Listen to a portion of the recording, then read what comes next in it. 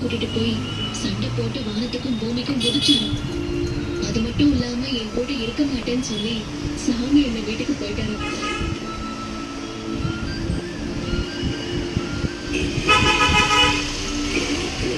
சண்டை போட்டுக்கிட்டு கோச்சுக்கிட்டு வீட்டை விட்டு போயிருக்காரு. அதை எப்படி சிரிச்சு விட்டு சொல்றாமா?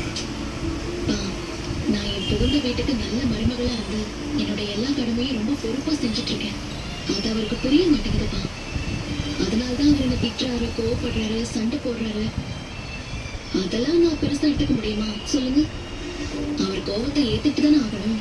அது சரிக்கா, மாமா கோவமா இருக்காரு. அவர் கோவத்தை எப்படி குறைக்கணும்னு எனக்கு நல்லாவே தெரியும். அவரை நான் சமாளிச்சிட்டேன். சரியா?